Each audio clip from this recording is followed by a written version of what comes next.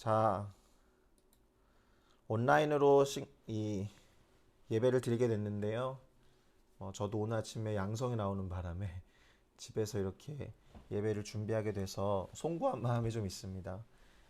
그렇지만 또 거기에도 하나님의 뜻하심이 있을 거라고 생각하고 속히 회복할 수 있도록 함께 기도해 주셨으면 좋겠습니다. 우리 교회 온라인 예배에 참석하고 계신 성도 여러분들을 주님의 이름으로 사랑하고 축복합니다. 다들 건강에 유의하시고 평안하시기를 바라며 기도합니다. 오늘 우리가 함께 읽어볼 설교 본문은 창세기 50장 19절에서 20절이 되겠습니다. 창세기 50장 19절에서 20절을 제가 읽어드리도록 하겠습니다. 계신 곳에서 따라 읽으셔도 좋겠습니다. 요셉이 그들에게 이르되 두려워하지 마소서, 내가 하나님을 대신하리이까. 당신들은 나를 해하려 하였으나 하나님은 그것을 선으로 바꾸사 오늘과 같이 많은 백성의 생명을 구원하게 하시려 하셨나니. 아멘. 저는 방금 읽어본 창세기 50장 19절에서 20절을 가지고 꿈 너머에 하나님의 소망이 있다라는 제목으로 말씀을 살펴보고 깨달은 것을 우리의 삶과 신앙에 함께 적용해 보고자 합니다. 각자 계신 곳에서 제목을 따라 읽어 보도록 하겠습니다. 꿈 너머에 하나님의 소망이 있다. 꿈 너머에 하나님의 소망이 있다. 아멘. 자, 7월달 우리 교회는 인내와 소망이라는 주제로 예배하며 또 말씀을 살펴보고 있습니다. 오늘은 특별히 소망과 인내의 대명사라고 할 수 있는 요셉의 이야기를 해보려고 하는데요. 이 이야기를 통해서 이 주제를 더 깊이 탐색해 보려고 합니다. 요셉에 관한 이야기는 우리 모두가 다 잘 알고 있을 거라고 믿습니다. 그런데 요셉의 이야기를 본격적으로 살펴보기 전에 다음과 같은 생각을 해볼 필요가 있겠습니다. 꿈과 소망을 주신 하나님께서 그것을 통해서 이루고자 하시는 큰 그림이 있다는 측면을 생각해 보신다면 소망은 분명히 하나님의 영역이라고 할 수 있을 것입니다. 그런데 그 소망 안에서 같이 품고 있는 꿈을 전달받은 우리 인간들은 그 꿈이 이루어질 때까지 참고 인내하면서 기다려야 한다는 점을 생각할 때 인내는 우리의 영역이 아닌가 이런 생각을 해보게 됩니다. 그리고 이러한 두 가지 측면을 가장 잘 보여주는 예가 오늘 우리가 살펴볼 요셉의 이야기라는 것이죠. 자, 우리는 모두 요셉이 왜 팔려갔는지를 잘 알고 있습니다. 아버지 야곱의 그 편애도 있었죠. 그리고 눈치가 없었던 요셉은 꿈 얘기를 하면서 형들에게 온갖 시샘과 질투를 촉발시키기도 했습니다. 또 형들의 잘못을 아버지한테 고자질하기도 했죠. 그러니까 요셉이 시샘과 질투를 받을 만했다는 것이고 형들의 시기와 질투로 인해서 미디안 상인들에게 팔려가게 됩니다. 그런데 말이죠. 요셉과 관련된 창세기의 흐름 가운데 조금 이상한 부분이 있음을 보게 됩니다. 무슨 말이냐 하면은 요셉이 미디안 상인들에게 팔려가고 그 후에 이집트의 친위 대장이라고 할 수 있는 보디발의 집으로 팔려갔다는 말 뒤에 갑자기 뜬금없이 요셉의 형이었던 유다에 관한 이야기가 펼쳐지기 때문에 그렇습니다. 그리고 그 이야기는 성경에 기록되기에는 상당히 부적절한 내용인 것처럼 보입니다. 유다가 자신의 며느리였던 다말을 창녀로 오해해가지고 동침을 하게 되고 그래서 쌍둥이 아들 베레스와 세라를 얻게 된다는 이야기거든요. 사실 이와 같은 이야기가 여기에 배치된 것은 대단히 어색하고 그리고 성경의 가치를 생각해 볼 때 웬만하면 기록이 되지 않아야 되는 이야기인 것처럼 보입니다. 그런데 이런 질문을 한번 해볼 필요는 있겠습니다. 왜 요셉의 많은 형들 중에서 유다여야 했을까? 왜 유다에 대한 이야기가 요셉이 팔려가고 이집트에서 감옥 생활을 하는 그 중간 사이에 끼어들어야만 했을까? 자, 그 이유를 먼저 말씀을 드려보면 마태복음 1장에서 그 대답을 얻을 수가 있습니다. 제가 읽어드리겠습니다. 아브라함과 다윗의 자손 예수 그리스도의 계보라. 아브라함이 이삭을 낳고 이삭은 야곱을 낳고 야곱은 유다와 그의 형제들을 낳고 유다는 다말에게서 베레스와 세라를 낳고 베레스는 헤스론을 낳고 헤스론은 람을 낳고. 그러니까 유다로부터 시작된 유대 민족의 대를 잇는 것과 관련이 있다라는 것을 우리는 알 수가 있습니다. 그리고 유대 민족의 대를 잇는 것의 중요한 이유는 그 계보에서 예수 그리스도께서 태어나기 때문이겠죠. 그러니까 이 유다와 그의 며느리 다말의 이야기가 여기에 다소 생뚱맞게 끼어 들어가 있는 이유를 생각하면서 요셉의 꿈과 인내에 대한 이야기를 살펴볼 필요가 있다라는 것입니다. 자, 다시 요셉의 이야기로 돌아와서 요셉은 보디발이라는 바로 왕의 시위 대장의 집에 총무로 근무를 하다가 보디발의 아내의 유혹을 뿌리치고는 억울하게 누명을 쓰고 감옥에 갇히게 됩니다.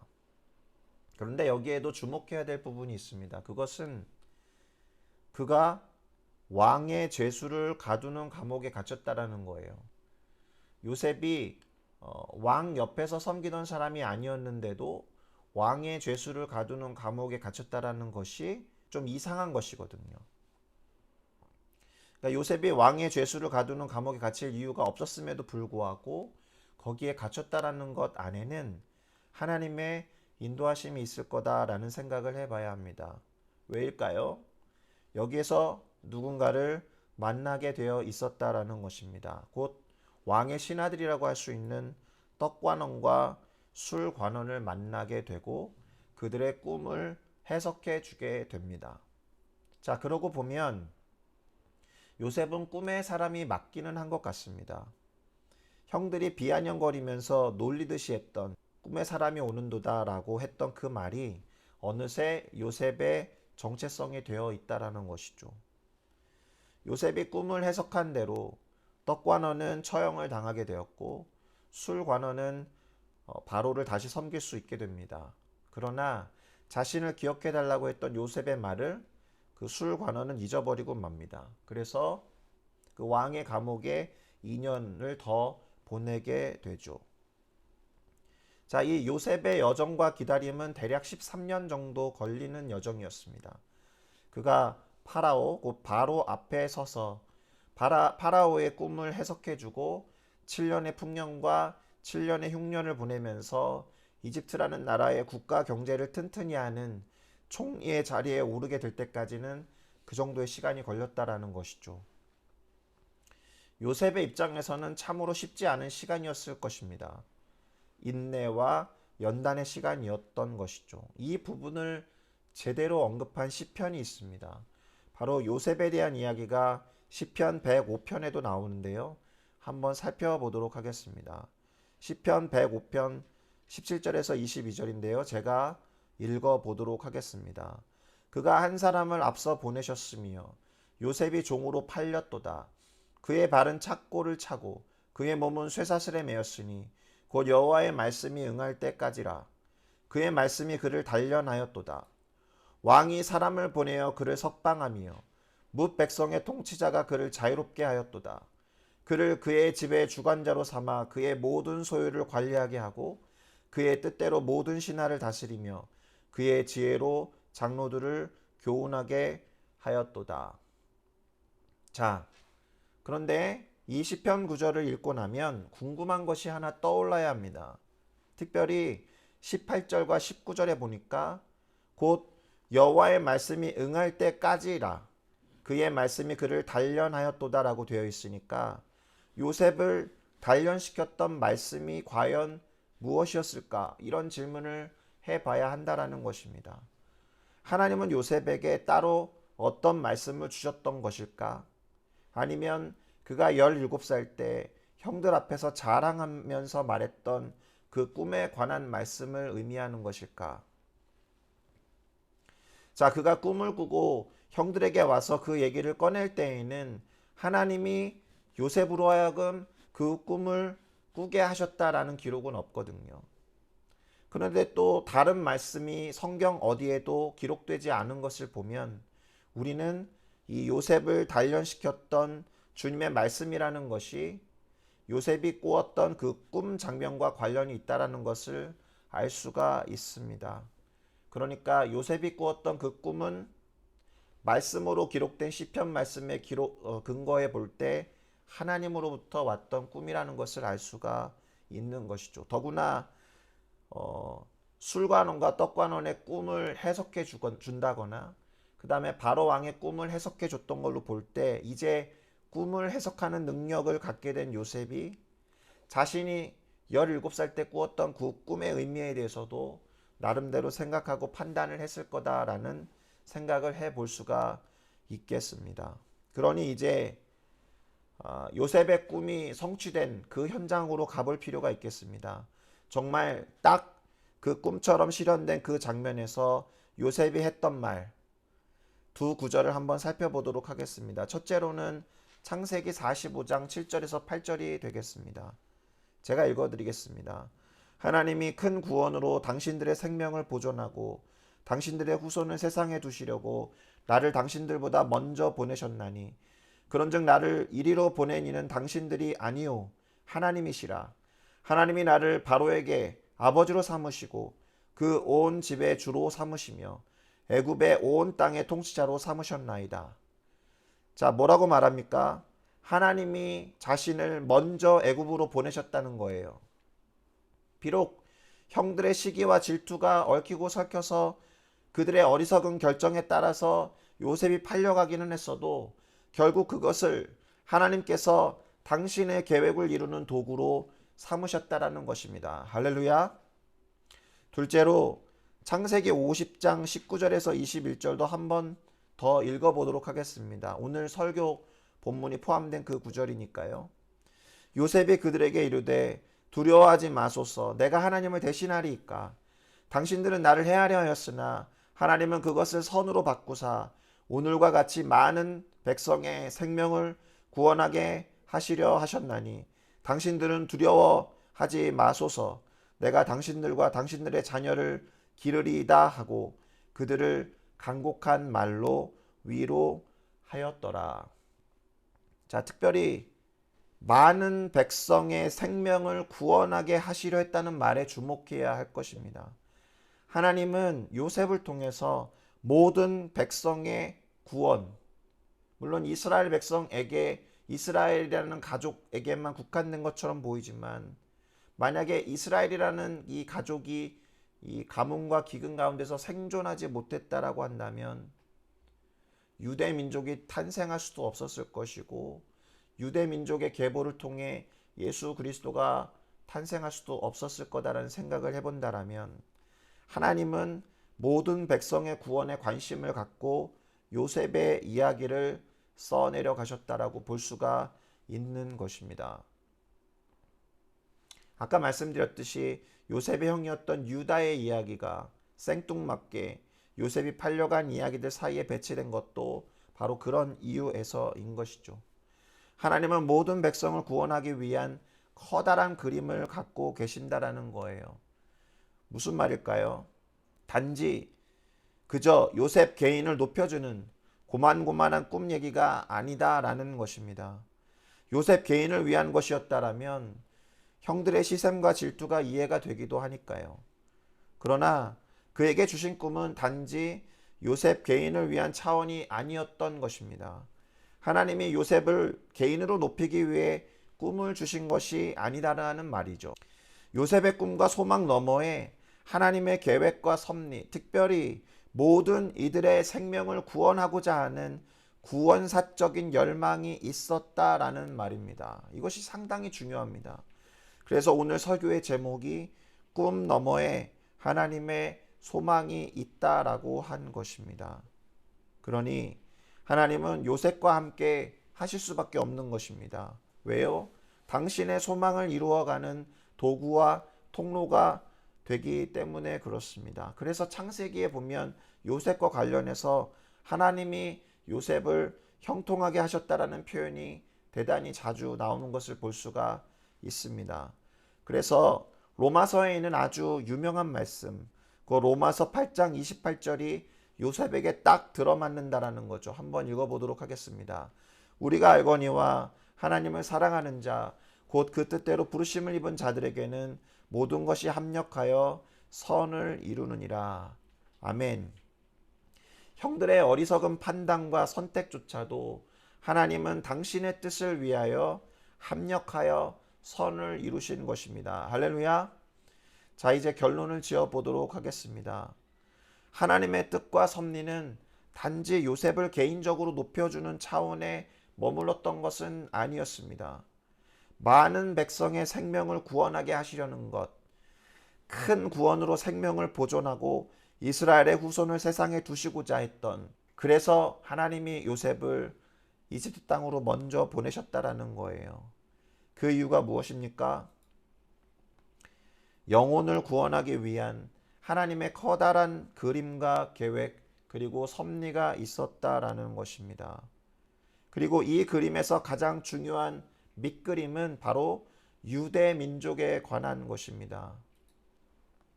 하나님으로서는 유대 민족을 반드시 보존하셨어야 했던 것이죠.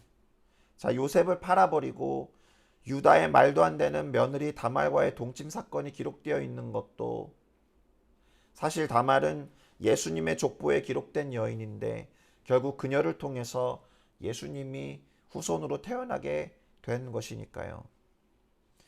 요셉의 형이었던 유다는 다말에게서 아들 둘을 얻어서 그의 씨를 보존하게 되는 것입니다. 그리고 그 과정을 통해서 유대 민족이 형성되었고 그 계보 안에서 예수 그리스도가 태어나게 되는 것이죠. 자, 구약 성경 중에서 룻기라는 책이 있습니다. 이것도 같은 맥락에서 이해할 수 있는데요. 룻이라는 여성의 이야기가 성경에 기록된 대단히 중요한 이유는 그녀를 통해서 다윗 왕의 계보가 이어지기 때문입니다. 그러니까 룻을 통해서 다윗으로, 다윗 이후에 그 지파 안에서 예수님이 탄생하게 된다는 것이죠. 마지막으로 에스더에 관한 이야기도 해볼 수 있을 것입니다. 이방 민족의 땅으로 포로로 잡혀갔던 유대인들, 그들이 집단적으로 학살을 당할 위기에 있었는데 당시에 에스더 왕후가 죽으면 죽으리라 라는 용기와 결단을 가지고 왕 앞에 나아가서 탄원했을 때에 이방 땅에 있었던 유대 민족들이 그들의 생명이 보존되었던 것을 우리는 봅니다. 신기한 것은 에스더서에는 하나님에 관한 이야기가 등장하지 않아요. 하나님이라는 단어가 나오지 않거든요. 그럼에도 불구하고 에스더서가 성경에 기록되어 있는 이유는 바로 여기에 있을 것입니다. 에스더를 통하여 유대 민족이 보존되었고, 유대 민족이 보존되었던 가장 중요한 이유는 전 인류와 모든 영혼을 구원하기 위한 하나님의 구원사적인 열망과 열심과 소망이 있었다라는 것입니다. 그렇게 하나님은 유대 민족을 향한 계획을 갖고 계셨고 그 출발점에 오늘의 요셉의 이야기가 있는 것입니다. 요셉을 통해서 기근과 가뭄으로부터 이스라엘 백성이 보호받지 못했다라면 우리는 그리스도 예수를 어쩌면 유대인의 계보를 통해서 만나볼 수 없었을 수도 있다라는 것이죠. 물론 하나님께서는 어떻게든 당신의 구원 역사를 진행하셨을 테지만 말입니다. 그러나 중요한 것은 이 큰 그림 안에 우리들 개인의 꿈과 소망들이 배치되어 있다라는 것입니다. 그러니 우리는 이와 같은 질문을 해 보아야 합니다. 우리의 꿈과 소망은 어디를 향하고 있는가? 그것은 하나님의 꿈과 소망, 그리고 그분의 뜻과 섭리와 함께 걸어가고 있는가? 이런 질문을 던져보면서 이 질문에 정직하게 답해 보아야 할 것입니다. 이것이 명백할 때 우리는 인내할 수 있고 오래 참을 수 있으며 우리의 꿈과 소망을 통해서 하셨던 하나님의 말씀 때문에 연단을 받고 오래 견딜 수 있는 것입니다. 그러니 지금 갖고 있는 꿈과 소망을 점검해 보시기를 예수님의 이름으로 축복하고 권면드립니다. 이것이 하나님의 큰 그림과 잘 맞아떨어지는지, 그리고 그것이 영혼을 구원하는 것과 어떤 관련이 있는지 그것을 생각해 보면서 우리의 꿈과 소망을 한 번 더 되새겨보는 그런 귀한 날이 됐으면 좋겠습니다. 할렐루야. 기도하시겠습니다.